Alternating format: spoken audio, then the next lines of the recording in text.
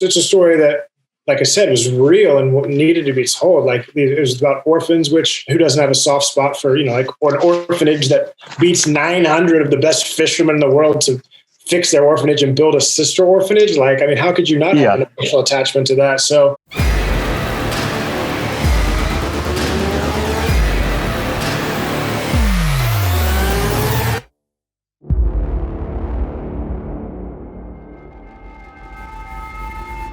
Greetings, I'm Kent Glazier with Against the Tide Media, and today I have the privilege of sitting down with the incredibly talented Chris Dowling. Chris, welcome.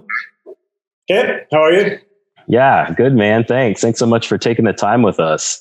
Excited. I was going to say, it could be, as I'm looking, I could be getting a haircut at this time. That is one thing that Zoom kind of shows you. I'm noticing how rough and mullet-esque all that stuff is back there, but anyways, I digress. We don't usually have to look at ourselves, do we? Yeah, it's a little, actually it's why you put on a hat even, is because it's like, my hair was a mess and I was like, but then now it just is, but it's good though. It's convinced me that I do need to book a haircut after this interview. So thank you for this, Ken. You look good, man. You're looking good. Too kind. Okay. So, Chris, you've been involved in a number of projects over the years, both as a director and a screenwriter. Is that right? That is correct. And so I want to talk about a few of those, but let's start with the recent hit. You were a co-writer for Blue Miracle. That's done very well on Netflix. It was trending at #1 for a while. That's where it was when I came across it. And I think you said it was #2 worldwide for several weeks. Is that right? Yeah, it was cool. It was #2 worldwide for several weeks. And then it was, which I didn't even know really was a feature, but you can find it sometimes. It was #1 most liked on the platform. Definitely in the first week, which was cool. There's like 275,000 thumbs up on like the first week, which is pretty rad. But yeah, man, people are enjoying it. So that makes me happy. Yeah. That's the cool thing about Netflix, right? Versus like box office or the theater is like, I've got all these other movies that, hey, somebody may have seen it, but like with Netflix, it's like everybody. I mean, like there's probably been, we were doing the numbers, but like, 70, 80,000, million people that have seen it. I mean, the numbers are crazy with Netflix. So it's like, that's a really cool jumping off point where it was like, hey, if that was in the box office and, 2 million people saw it, that'd be really cool. But now it's like 80 million. You're like, that's pretty rad. Yeah. Yeah. So what's it been like for you seeing that unfold? And did you anticipate when you were working on the project that it was going to be as successful as it has been? When I first got the story sent to me, and I read it and I was like, okay, this is like the craziest true life underdog story I've ever read. Like it was bonkers. Crazy things happen all the time, right? And I got like goosebumps reading it and stuff. So like, I knew it was going to be good. I just, that's funny though, because it's like as a screenwriter, it's two things. Then it's like, all right, well then I'm also nervous because it's so good. Like if I don't write a script that lives up to it, then the producers are like, dude, we gave you like this amazing true story, and you just banged us out this Joker script. So like the fact that like it's always like the first time you turn in that script to the producers or the studio, whoever, that first pass. I mean, I think I'm always on pins and needles until I hear back. And that was a big one where I was like, oh, did we do it right? Did we do it right? And actually we didn't do it right the first time. It wasn't right, collectively, like all of us. And then, so we went back to the drawing board and we said, hey, this is what's missing. This is what we should have done. And then the second time we got it, we were all like, okay, this is good. Like, this is where it's at. So that was the version that got greenlit, was the second pass. Okay. Yeah. Yeah. So a little refining and sort of coming back to the drawing board. There was a lot of refining off that first pass. Yes. It was a lot. Yeah. What's it? So that's interesting. I mean, you kind of spoke to this a little bit. That was one of the questions from one of our fans, Mark Malberg. He wondered, is it easier writing something based on a true story, or does that make it more difficult knowing that there's like something in reality that it's being compared to or judged against? I don't know, man. They both have their kind of merits and they both have the kind of the drawbacks. The thing that's interesting about if it's true story, which it does make it easier because usually there's a book that it's based off. So it's like I've got like at least a blueprint of like, all right, like flows pretty well and I kind of know where it's going. It really is kind of the devil's in the details where you start making up things about people. because you're like, okay, we got to fill in the blanks, or it's like, oh, we've got to really like dramatize this because it's based on a true story, but in reality, it's, you know, you've got a lot of leeway in there to make things happen. Which that's a weird place for me. Like I've done a few of them now, and I've got 2 of them I'm doing right now that are writing commission gigs. And it always is a little strange to be like, okay, we need to up this or do this, or, you know, he's no longer working for the post office. Now he's a secret agent or whatever, you know. I mean, you know, that can be tougher, but it is nice to have at least a blueprint kind of laid out. But I also get sent other books from like, oh, this is a cool project. And I read it. And then I go, there's one right now I got sent, and I read it, and I was like, but I don't know what the movie is. Like, this guy had some really cool stuff happening. And, but after reading it and reading the book, it was the opposite effect, where it's like, I was like, I just don't know what it is. Like, you know what I mean? So I think you get those too. But, and then if you're just dreaming up whatever you want to dream up, there's nothing to base it on. So, I mean, I think you have a lot more leeway to go way off, where someone's like, dude, this thing's totally crappy because you just dreamed it all up. At least you're not having a starting point where it was like, okay, we know the story's good. Now go make a good script. Like, you have the problem of you making a terrible story and a terrible script if you're just inventing something. So I guess that's probably the biggest difference. Yeah, for sure. No, that makes sense. One of our ATTM moderators was wondering if you have a particular personal emotional attachment to this project. I mean, to this one, I mean, the one I have the most emotional attachment to probably is Where Hope Grows, the movie I did like in 2015 that I wrote and directed. That one, to me, it was the Hollywood Reporter said it was the first English-speaking film that starred an actor with Down syndrome. And wow. Since then, like, I've traveled with David DeSanctis, the actor, around the U.S. We've done amazing. He's become one of my really good friends, and like, and talking to all these families and the impact it's had on them, and like, I mean, I'll never have a movie that I love more than Where Hope Grows. But you know, circling back to Blue Miracle, I mean, yeah, to me it was a great, because it's such a story that, like I said, was real and needed to be told. Like, it was about orphans, which. Obviously, I've got who doesn't have a soft spot for, you know, like, for an orphanage that beats 900 of the best fishermen in the world to fix their orphanage and build a sister orphanage. Like, I mean, how could you not have an emotional attachment to that? So, unless I was some cold, heartless, you know, shadow of a human being who, but no. So, I mean, I'm not. I mean, I hope I'm not. So yeah, I had an attachment to it, but, you know, like I said, not in the same way maybe that I did for Where Hope Grows. Sure. But each one's different, right? Like, each one's like a different kid, you know, like each project you do, and some of them you like more than others. It's just the way it works. Yep, for sure. Nope, that makes sense. What can you say about the way that the cast and the crew brought your writing to life? Well, so the process with the film was, you know, I wrote the script with the producers. They brought me on board. The script got greenlit, and then we brought on Julio to direct it. And Julio did his pass on what he wanted with the script, and then Julio went and, you know, cast and made the movie. I thought he did a great job.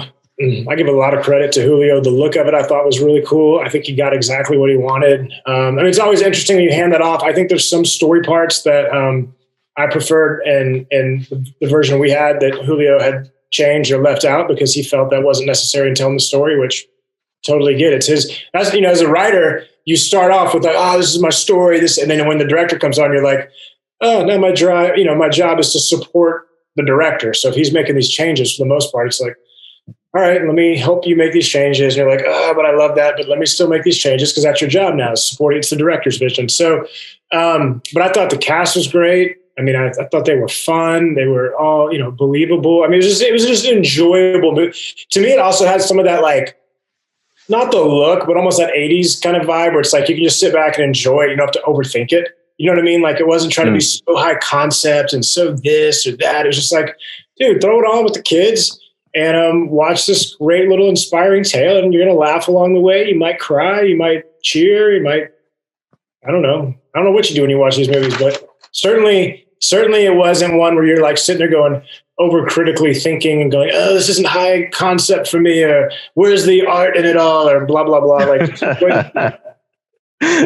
right. Yeah, no, it's definitely a feel-good kind of movie. And Yeah, I mean, By the way, with that said, I thought he shot it beautifully, and I love the color palette he used and everything. Like, I think it was a beautiful movie. But I just mean, I don't know. I just love 80s movies, so everything comes back to the 80s for me. I hear you. So yeah. You probably weren't even born. You probably weren't even born in the 80s. 85. 85. See? Okay. Yeah. Okay. 85. Right, okay. right in the middle there.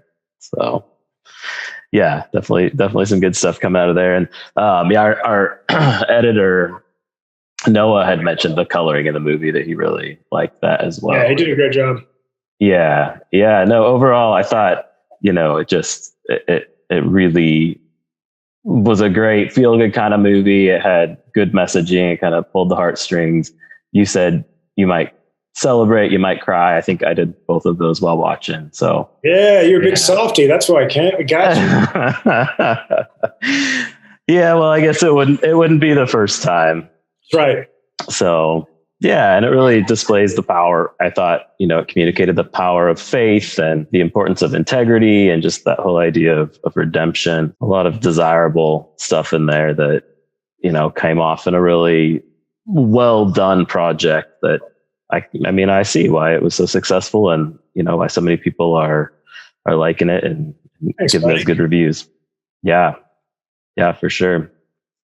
So you mentioned Where Hope Grows, and that's the story of friendship between a down and out athlete and a young man with Down syndrome. And to me, it really just seemed like a celebration of what it means to be human. You said that that's the story that you kind of connect with the most. One of our ATTM interviewers, Barb Malberg, asks, well, she says, I have a sister who has Down syndrome, so Where Hope Grows holds a special place in my heart. She wanted to know from you what inspired you to write it. And also, can you talk about what's in store for the film? Yeah, it was cool, man. I didn't really have anybody in my life that had special needs or anything. And but I was writing a story about this guy who had it all and kind of had a fall from grace. And he ends up meeting somebody with childlike faith. And that kind of starts him back on a path of like just the most basic, simple, just to have childlike faith. Like, what does that mean when you're an adult to get hit with that? So I was like, all right, well, cool. Well, who could have childlike faith that I would want to be, close to or get to know? And I was like, what about somebody with Down syndrome? So I started writing the character, and it's funny because it's like I wrote it based off other movies I had seen or, other TV shows or what I thought individuals with Down syndrome would do or say. And I didn't really have any experience with it. And so I got on set, I got to meet David. And like I said, Dave and I are super fast friends. And we still text every day, literally every day. He texts me every day. It just says morning. And I text him back some kind of image of a wolf that I find every time, because we are in a wolf gang together, according to David. So I'm down to be a part of the wolf gang. That's sweet, man. I love it.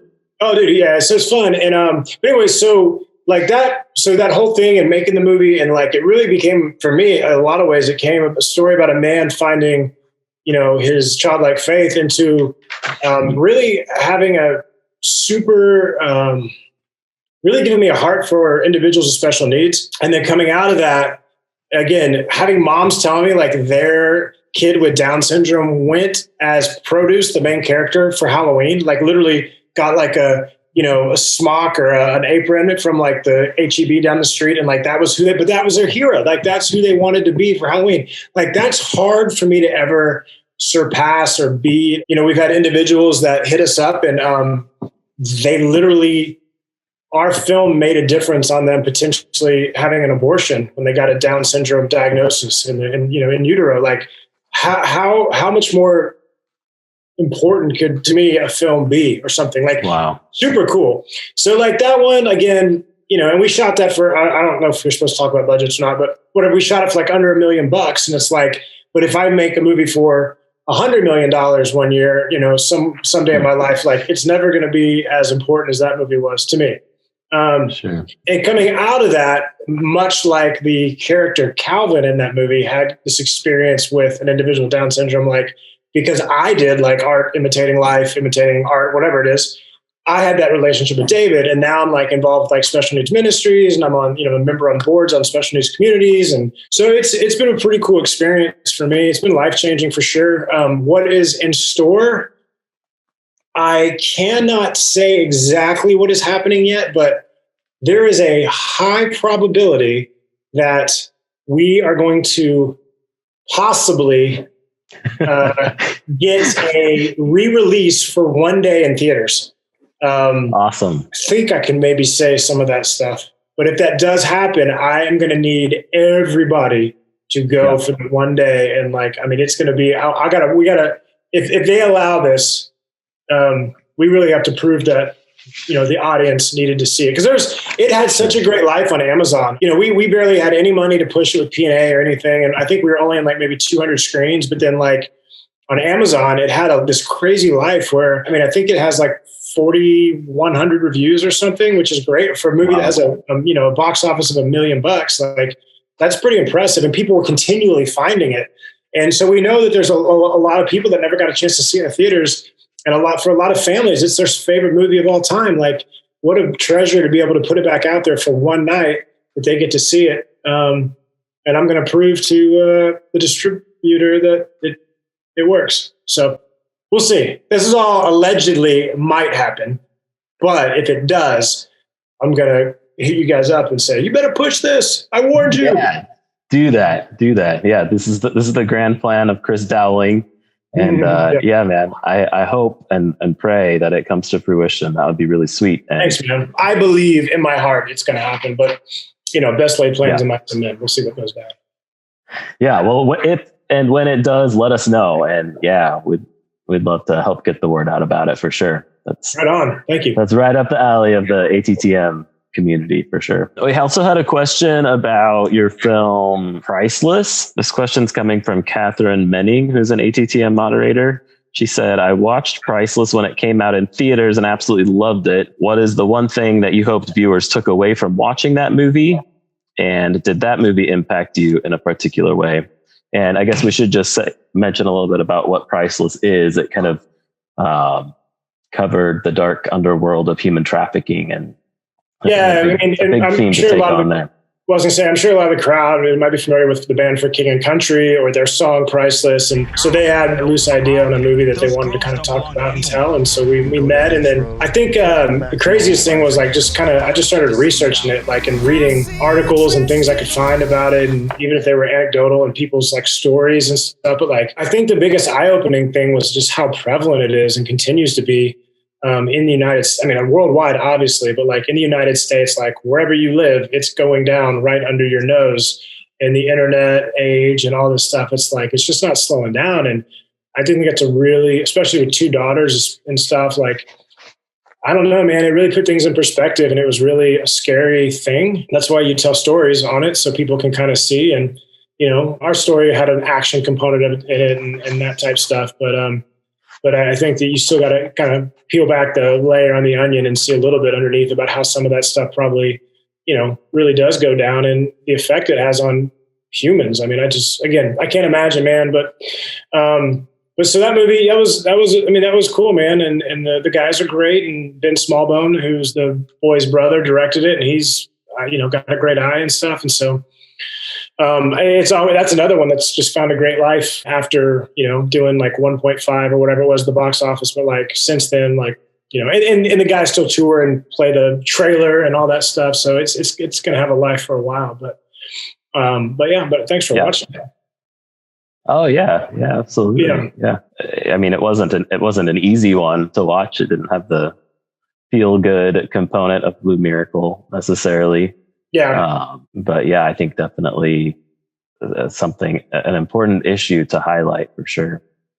Yeah, man, I'm always down to do something that's got a little, issue or whatever you want to call it, cause behind it. Like that always seems to make more sense to me. Done 2 documentaries. I'm a producer on them, but Asperger's Are Us and on tour with Asperger's Are Us. One's on Netflix, one's on HBO, but it's like, then we did the sex trafficking movie, The Priceless, and Where Hope Grows with Down syndrome. And those are always going to be, much more interesting stories to me to tell versus just like some genre flick or something, I'm not opposed to genre flicks though. I'm just trying to get one done right now, but that's fair. But yeah, I mean, that kind of leads to the broader question. What do you hope to accomplish through your work, and where are you drawing inspiration from? Where am I drawing inspiration?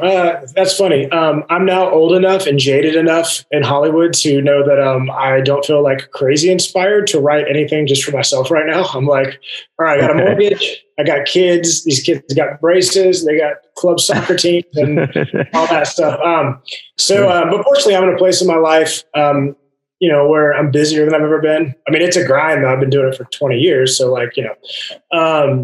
it's funny. Hopefully inspiration finds me, which has been cool. I got a great network of people I work with, and I get sent a lot of ideas, and the projects I have now, I find to be very inspiring and stuff. So I'm excited about what is yet to come, or what is in the process, I guess.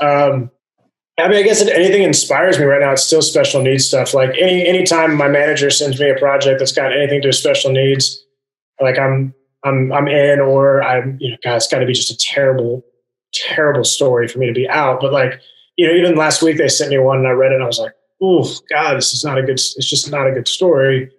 But it has, an individual with Down syndrome in it. So I was like, I mean, if we can put it together, I'm in, because I want to elevate it as much as I can, because I want all those stories to be told. I want to leave a legacy also. This is my legacy, right? Like my kids watch my movies, which they enjoy for the most part.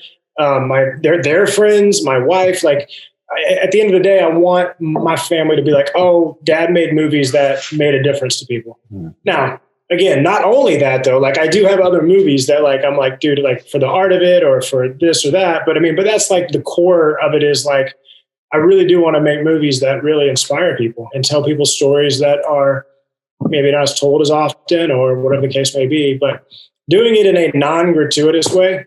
You know what I mean? I've had movies. I just had a movie that was about to get optioned, and they wanted me to add in. It's a supernatural thriller, but add in this weird sex scene out of nowhere, and it was I was like, you know what? It just doesn't even really make sense. So I'm going to have to say no on the option. Again, I'm not opposed to things that are on the edge or edgier. I've got an R-rated movie that is already in the can that'll come out. But again, it's nothing gratuitous. It's a great, great story. It hasn't been announced yet, but it's a great story about a father and daughter reconnecting, but it's super gritty and raw.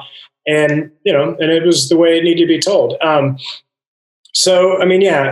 now circled around all this stuff, but back to it is definitely mainly looking for films that inspire, but that doesn't mean that's only family type stuff. But things that impact people, that's always going to be more interesting. Cool. And what, and this could be specific to Where Hope Grows, because you mentioned that's been kind of the one that you're most personally connected with, or it could just be more general. But just in terms of that dynamic between you and whatever it is that you're working on, I think this is true in general for artists, that there's a relationship where you're bringing yourself to bear on the art, but then it's also bringing itself to bear in some way on you. Can you speak to that dynamic at all in the work that you've done in either writing or in directing? Yeah, just meaning how the Heath Ledger of it, where suddenly I'm playing the Joker and I'm depressed every day and in a downward spiral. But how that affects me, is that kind of that element of it though? How it impacts is that kind of where you're looking? Because obviously when I'm reading sex trafficking stories, for instance, and I'm writing this, a lot of it, I was in a fairly dark place. So there's been a couple of times I've been writing things, I'll just stop and walk out and take a walk.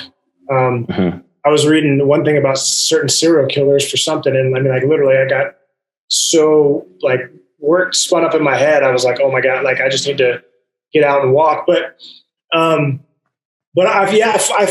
find when I write pretty quick, but I do embody. I think with anything you do, it does. If you're really empathetic to it and you're feeling it and stuff, I think it has to in some way impact you. That'd be a more fun question if my wife and kids were here. When Daddy writes an angry movie, is Daddy angry at home? Oh, fortunately, Daddy writes mainly happy movies.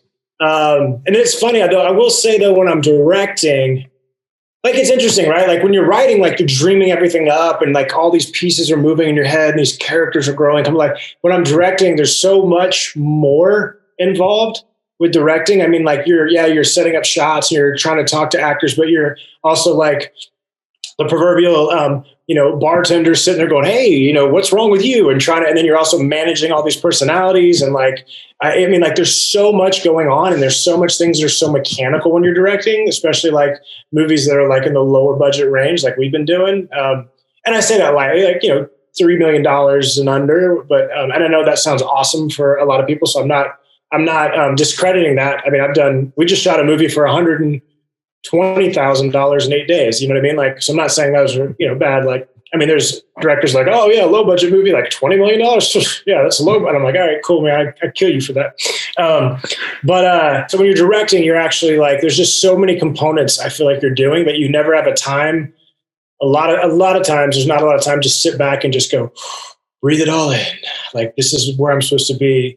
Cause you're thinking this scene, you're trying to remember the last scene we just got to make sure everything was covered, and you're thinking steps ahead. So I find when I'm directing, man, and I don't like to stress. So like, I'm just trying to be like cool and low key, but still get all the things working and let other people worry about all their jobs. So I don't think I get eaten up with that, but maybe if I did a really dark movie, maybe I would wallow around and hate myself for a day or something. I don't know. You're just always trying to put out fires and stuff. And I'm always trying to like, I'm super rah go team. Like I love being on set. I'm a sports guy. So like the element of a team and the coach and we all come together and we all value each other. So like, that's super important. So I think even if I was like, oh man, I'm feeling like I'm so dark and, blah, blah, blah. I feel like I'd still be on the outside. I'd be like, yeah, rock and roll, cause I want everyone to be fired up and I want everyone to be happy because I mean, if we're not having fun making a movie, then why are we making a movie?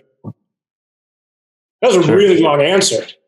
And it might not have answered your question, but it was a really long talking period where Yeah, no, that's great. It's all good stuff. I mean, we're just here to get to know you. What are you currently working on? What should we be looking at from Chris Dowling coming up? Yeah, so one thing I'm super excited about. So we had a movie I shot back to like the 80s. It's a karaoke comedy.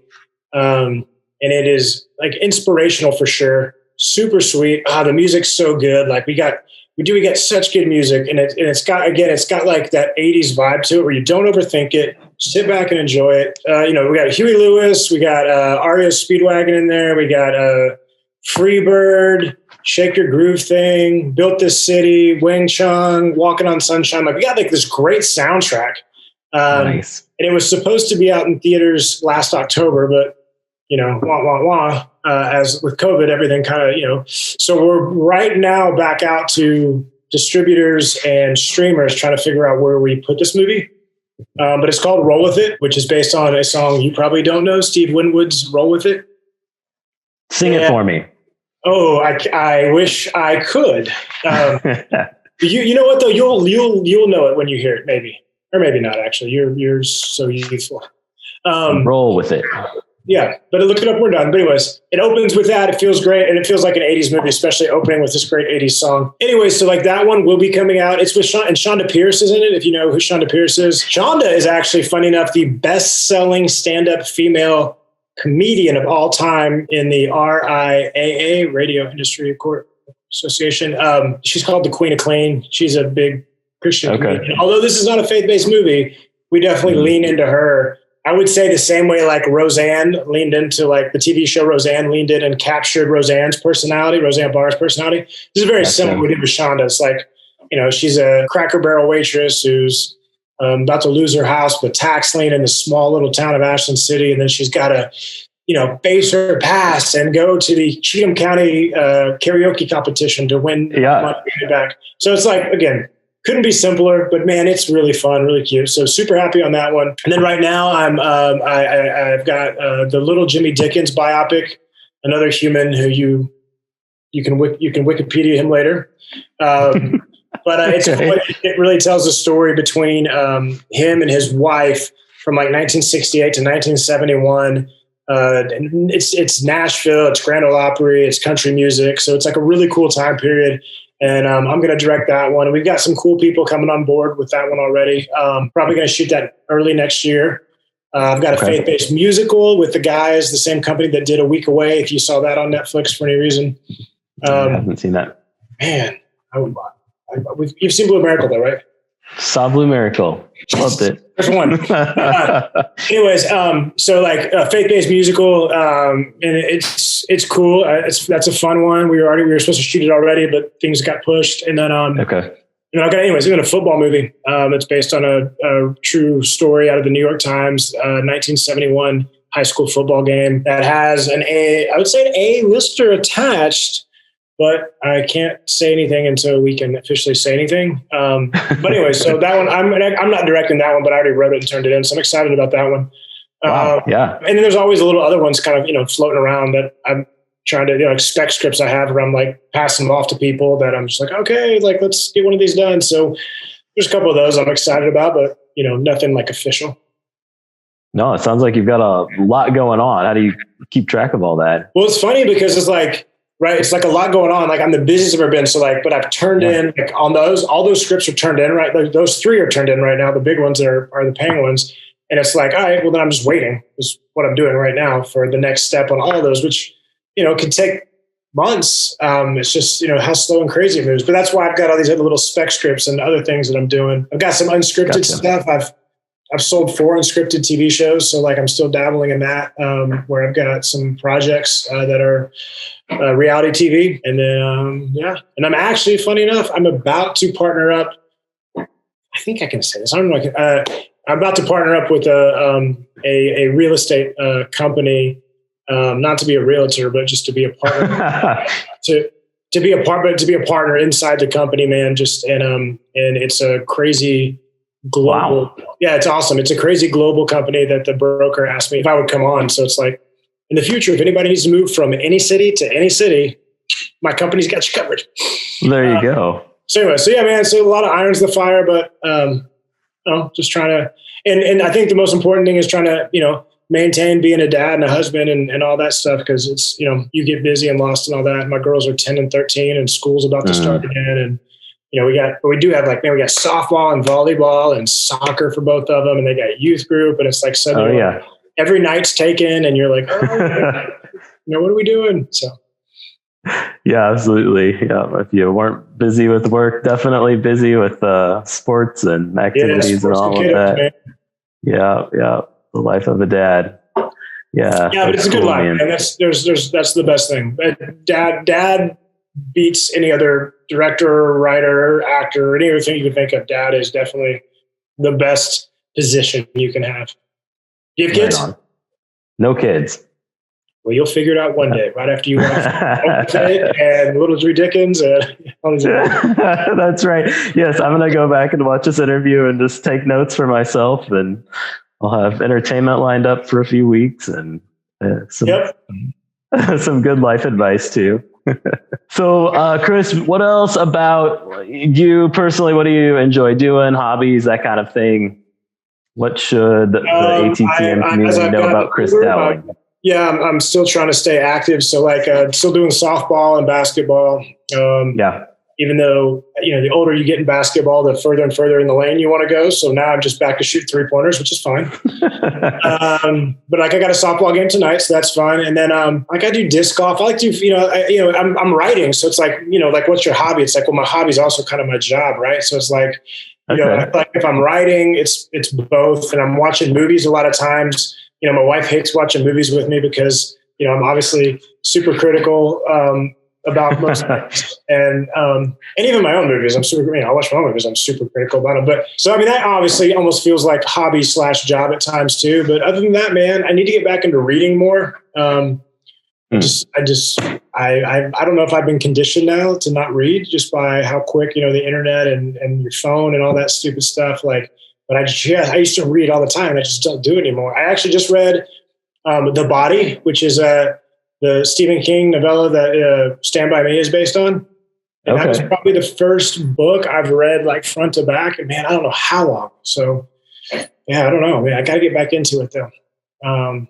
But like, other than that, man, it's just like being dad. Dad is we were throwing the softball today, and we'll go swimming or do all this stuff. Like, so my days are full. That's for sure. I don't know. Maybe I need another exciting hobby. It's a lot of sports based stuff. So. Yeah. Well, and I mean, that probably provides a good outlet from when you're sitting down writing all day or. Yeah. And it also is me trying to hang on to my youth as well. Well, that one I can relate to for sure. Yeah. You can't relate yet, buddy. You'll get there. Well, I don't know if I could ask you how old you are in the interview. I am 40. I don't think I'm too far behind yet. I'm almost 44. Okay. You are far behind me. You got me by a few years. Yeah. I'm 35, so. Yeah. Okay. Yeah, man. So host Barb Malberg asks, what was most fun about being in a celebrity softball classic at Globe Life Field? Oh. So she knows something about you that I didn't know. The most fun thing for me was I'm certainly not a celebrity, so getting invited was the most fun thing. But it was didn't know you were a celebrity. Honestly, as a human being who grew up always wishing they were a Major League Baseball player, and then honestly, like when I first got to Hollywood, like I did acting and stuff, but like my dream was like, I'm going to play a professional baseball player in a movie one day, because then I'll get to hit on a major league field. And then we went to go shoot Where Hope Grows. And I was like, I'm going to get to hit on this field. And that didn't happen. And so to be able to step up to the plate where the Dodgers won the World Series last year and swing a bat and run on the outfield and catch some balls. I mean, it was awesome. So, and there's great people. I mean, there's a lot of great people that were involved, and it was great charities, but like, yeah, I mean, just to stand at home plate and look out and be like, I'm about to hit a ball in a major league ballpark. It's pretty amazing. That's bucket listy for me. Like, that was pretty cool. Love it. Yeah, that was good. And then like, it was awesome. Then a week later, I got to go to ATT Stadium where the Cowboys play. And I had a friend in town who's like a TikTok influencer or something. She's 20-something years younger than me, but she got to go out on the field by herself, and she needed somebody to throw the footballs to her so she could film her stuff. So then I got to go down there on the field and just passes. Like it was like a couple of weeks of like sports bucket list bliss. It was pretty awesome. Seriously. Yeah, it was cool. It was great. I moved to, I used to live in LA until like 7 months ago, and I just moved to Dallas. There's like all these cool things where I'm like, okay, I'm glad I moved, because I'm like, at first you're like, did I make the right choice? And I'm like, all right, Lord, you're giving me sports stuff. Like this is these are dangling carrots, buddy. Thank you. That was good.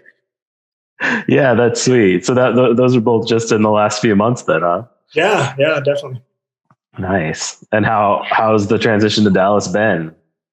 I love it, man. I mean, it was the right time. I mean, the industry's leaving LA, and it was the first time ever I felt like I could get out and not be a career suicide. And like everything is Zoom meetings now, Zoom castings, Zoom pitch meetings. So, I mean, even it was funny. I just went back to LA, and while I was there for a couple of days for a buddy's birthday party. And, but I got a call, and they're like, oh, hey, do you want to come to this meeting at Universal? And I was like, oh my gosh, this is terrible. Like they really are having in-person meetings now. Like I shouldn't have moved away.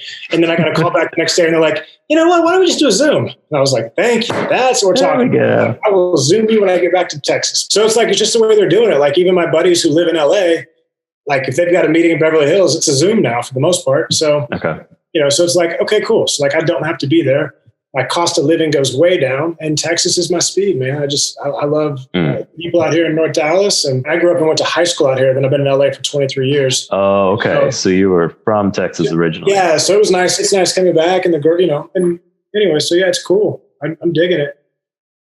Yeah. And if anybody else wants to move, let me know. Reach out to me. I've got a new real estate.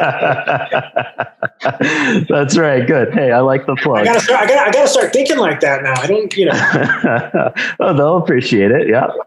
No, but it has been great. It really has. That's good, man. Sounds like it's been a good transition for you and for family life. Yep. Another question here. This one's from Colby Robeson, and he's on the ATTM post-production team. He wants to know, what ways or methods do you know about how to come up with initial original ideas to grow a script with? What's a starting point for Well, I don't know if this is I don't know if this is answering Kobe's question, but like for me, like most people that I talk to, especially young writers, like when they're going to start a script, they know the beginning and they know the end. Like, and I think that's what separates like like more seasoned writers is like, well, that second act is where almost everything falls apart or gets boring and you don't know what to do because it's like, how do you keep that interest? Because I've got this great ending and I know how it ends. I got this great beginning. I know how it starts. But it's all that stuff in between. So, I mean, when I first started, like when I'm talking to first time writers, to me, it's like, you just have to get through. It's trial by fire. Like you have to make it through the first script. Like I think 99% of people that start a screenplay will probably never finish it. But if you finish that first one, it gets exponentially easier to do another one and another one and another one. And it gets easier and easier each time. But that barrier is that first one. And so even if it sucks, man, when I first started, I was like, okay, I'm going to write 10 pages a day, no matter what. Even if it sucks, I'm going to write 10 pages a day. And I did. Most of the time it sucked, but I wrote 10 pages a day and I got done with my screenplay. You know what I mean? And then I went back and I fixed it and I kept reworking it. But again, it's your first screenplay. It's going to be terrible. It doesn't matter. So but it's the process of getting through it. And I think that's like probably the important barrier is just going like, dude, just get through it. Like you'll figure it out or you'll go back or like, if you know your beginning, your end, and you muddle your way through the second act, well, then once the thing's done, you got all the time in the world to go back and now see how all the things connect in the second act and what you can do. Or then you can at least show people and say, hey, what help me out here? Like, what do you think? But if you never put it down, you never write it, then you never have the ability to even do that. Just getting something going, getting started. Not even getting started, like finishing it. I think that's the key, right? Like, making sure you finish it, because if you don't if you don't finish it, I promise you, you're going to put it away forever. You're not going to then, or you're the other guy that starts 17 screenplays and then quits each one. And so you still never have one. But if you would have just started work on that one, you'd have it finished. You'd have something. You'd be able to start working through it. But you get caught in the second act and you just put it up and start the next one, right? Like you just have to get through. Yeah. See it through. Yeah. See it through. That's with anything. Yeah. Right. It's like a business. Like you can start 17 businesses and never really get anywhere because you never really put the time and effort to bring that even one of them to fruition. Instead, you would go and get tough or you got lost. You start the next thing. Like you can't do it. You just got to push through and get one done. Yeah. Yeah, no, that definitely makes sense. Yeah. And that's good. We had another question just about any advice you can give to young writers from Tara Smith, who's an ATTM host.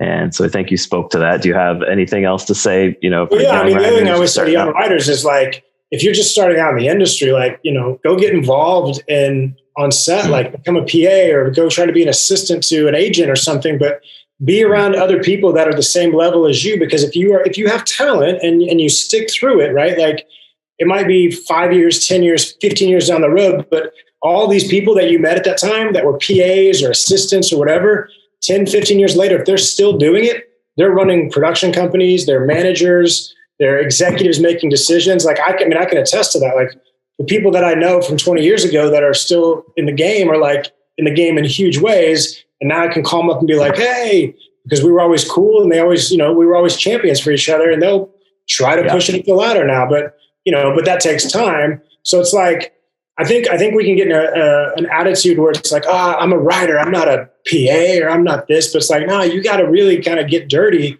and get involved and meet people, because otherwise you're just everybody else. And like, honestly, like selling a spec script, it's so hard. There was a time and place when that, like, I think it was like the late 90s with like Miramax and all that stuff. I've got buddies that were there. They're like, we'd walk into a room and just make up something in the room and they would buy it for $100,000 and we'd go back and start writing it. And I was like, oh, that sounds awesome. And it was like this arms race of like spec scripts. They would never make them. They would just buy, be like, oh, they have, all these.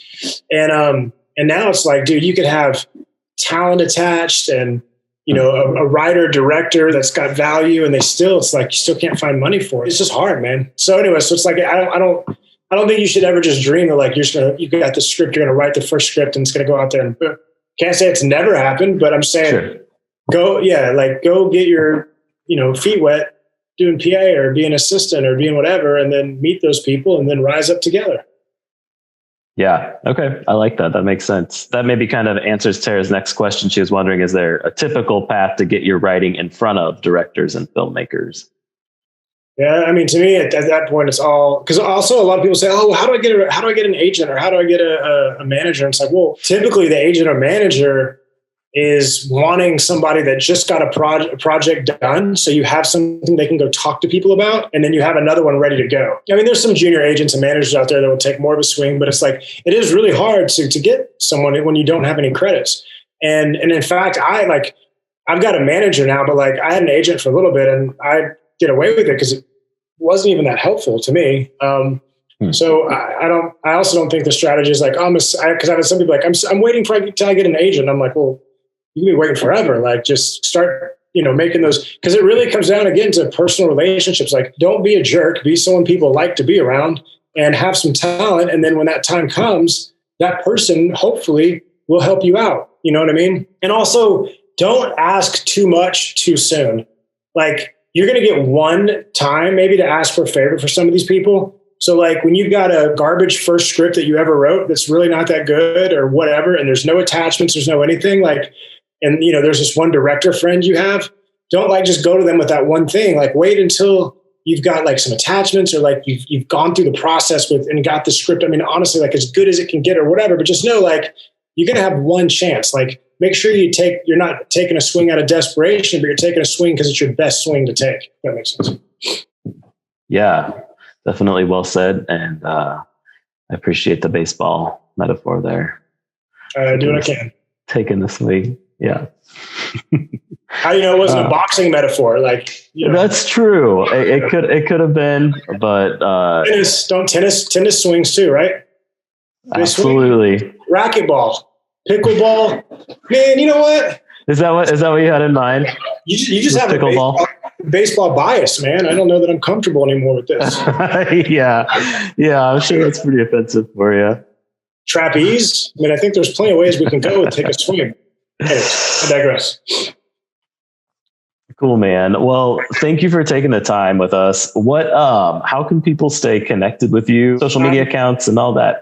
Yeah, I'm pretty much a dinosaur with social media, but I do have, I got Facebook and, you can friend me on that, or I think it's Chris_Dowling_director on Instagram. But I mean, I'm not really big on Instagram, but every once in a while I'll throw something out. I started that thing like 10 years too late and I just kind of never done anything with it, but but that's kind of where I'm at. But yeah, feel free to hit me up and hopefully watch some of the flicks. Cool, man. Yeah, absolutely. I'm sure that, our community will be interested in seeing more from you. So thank you so much for chatting with me today and taking the time. We really appreciate it. And again, congratulations on the success of Blue Miracle. And we got our fingers crossed for Where Hope Grows. So yeah, thank you. I appreciate it. Thanks, Kent. That thing we can't mention. So all right, Chris. Thank you so much. Yeah, appreciate it. I need you to fight for me when I don't know what I believe. Why does everybody leave? Show me what it's like to dream. Hey, go, you the best. Hey, say it with your chest. Hey, wave 'em high. Hey everyone, it's Bennett, founder of Against the Tide Media. Got a quick favor to ask that is as fast as the click of a button. If you're a fan of The Chosen and ATTM special content on this channel, you can easily show your support by liking this video, clicking subscribe, and the notification bell. You'll be one of the first to know when new videos are released. This will help us continue to grow and spread our message to the world through interviews and other special features such as Zoom rooms, chatting with The Chosen, 53 Questions with Raina, and talking back with Tara and Barb. Actually, only 12% of our viewers are subscribed to our YouTube channel. Only 12%, meaning that almost 90% are not. And I'd love for you to join us in helping The Chosen, along with other Christian entertainment, to reach as many people as possible. And it really helps so much. Thank you so much for all of your incredible support. And remember, like, subscribe, notification bell. Thank you again. Just to know we try. I need you to fight for me.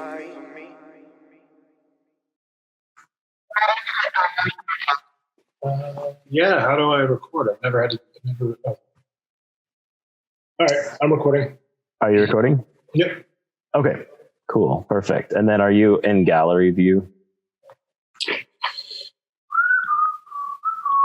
I am now, sucker. Yeah. Okay, perfect. Yeah. So Noah was just asking if you stay in gallery view in case he does need it, then that will be the easiest way for him to edit. So I'll do some jumping back and forth between the views on my end. Yeah, man. Cool. Okay. Well, before we launch in, do you have any questions or thoughts or anything No. we should go over? Rock and roll, buddy. Let's go. Yeah. Let's You go. have, let's do it. You have a quiet house until 5:30. Was that the deal? Well, we'll see. My kids just got dumped off, but my wife will be back, and depending how loud she will be, we will find out. If you hear something, it's my wife and not my kids. So. Fair enough. I know you had mentioned 5:30, like at the latest. Is there? Oh, I had to go drop my daughters off, but my wife just took them now. They're supposed to go at 5:30, but they're going early. Okay. So yeah, I just want to make sure that I'm being respectful of your time, and if you have time that you're. By the way, we're still talking at 5:30. That's like you have like 5 podcasts, not. Yeah, no, I don't think that will be the case, but yeah, I just want to make sure that there wasn't anything earlier than that we just needed to be watching out for. One day, I'm gonna just get a cool background because I do all these podcasts, and I always feel like I have to apologize for the gross room I'm in, but. One day I'll fix it. Yeah. Do you do a lot of interviews with people, or are you actually putting out your own podcast? Oh no, just like whenever anybody hits me up to do one. I mean, I'm always ready. Somebody's like, "Hey, Chris, we want to talk to you." Then they get this wonderful view here. Although actually, it's a lot cooler, but my desk isn't faced that way. I had to do a teaching class that was like a 7-piece teaching class, and that looks terrible. But we had I shot it with like a prime lens on it, so it actually looked really good. And so that was all blurred out because it was just on me talking, and so but it actually looked like I was professional. Like there's books stacked up and things, and it's way better. So, nice. But you get this back here. We'll take it. I like it. Yeah. All right. Cool, man. Okay, well, I think I'll just go ahead and launch into the introduction and then start asking questions and see where we end up. Let's do it. All right. Greetings. I'm Kent Glazier with Against the Tide Media. That's right up the alley of the ATTM community for sure. We also had a question about... Because I want all those stories to be told. And then you had another part of the question that I've now ignored and completely forgot. You said, what was inspiring? Yeah, just and what are you hoping to accomplish through? Oh, yeah. I mean, and overall, as far as accomplishment, you should always turn off your phone from dinging when you're doing a podcast. I'd kill you for that. Anyways, so, oh my gosh. So, I forgot where I was with, so directing. Yeah. So when you're directing, you're actually like, there's just so many components I feel like you're doing that you never have a time. Anyway, so like that one will be coming out. It's with Shonda Pierce is in it. If you know who Shonda Pierce is, you don't. That's okay though. Can tell I'm not.